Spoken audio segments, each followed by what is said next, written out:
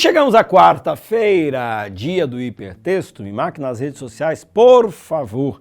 Pode ser? Para que eu veja a sua lição bem caprichadinha ao lado da sua Bíblia, essas fotos lindas que eu tenho visto de jovens comprometidos estudando a palavra de Deus. Agora olha só, pensa comigo aqui, ó. Vê se isso aqui já fez parte da tua vida acadêmica, né? Tem aqueles professores que chegam e falam assim, olha gente, a partir de hoje as provas elas serão surpresa. Qualquer dia que eu entrar dentro de sala de aula eu posso fazer prova. Então vocês têm que ter o conteúdo sempre estudado. Vocês já tiveram algum professor desse jeito? Então, eu já tive. E eu me lembro que quando você estava lá tendo aula com ele, de repente ele virava e falava assim, gente, prova agora. A gente tinha duas reações. Uma galera que simplesmente baixava, pegava o lápis ou a caneta ali e falava assim, tá, cadê a prova? E tinha uma outra galera desesperada, ai, pelo amor de Deus, professor, não faz isso hoje, e não sei o quê, virava aquela confusão danada. Qual que é a diferença de um e qual é a diferença de outro? Que normalmente aquele que pegava a caneta para poder fazer a prova, ele estava preparado.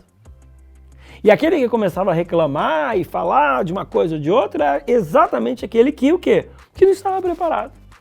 Então, quando a gente olha para essa experiência, ou essa ilustração, a gente percebe assim, quem é que reclama do juízo de Deus? É exatamente aquele que de repente percebe que a sua vida não está dentro daquilo que Deus vai olhar e falar assim, não filhão, parabéns, você está 100%. E quem é que não reclama? Fala assim, eu acredito na justiça de Cristo. Você está entendendo? Então veja, quando se trata de juízo na terra, a gente tem a dependência se o advogado é melhor do que o de quem está acusando. A gente está susceptível a uma série de manobras judiciais. E aí, por causa disso, você vê o quê? Você vê o camarada que é confesso, que é bandido, que é ladrão, solto. Por quê? A manobra jurídica, foi uma vírgula daquele processo que estava fora do lugar e por causa dessa vírgula, então tudo aquilo que ele fez vai ser jogado no lixo. Gente, isso pode dar certo na justiça humana, na justiça divina, isso não existe. Não existe manobra jurídica, existe justiça. Por quê? Porque Deus é amor, mas Deus também é o quê? Deus é justiça. Eu quero te fazer um convite. Não tenha medo do juízo de Deus.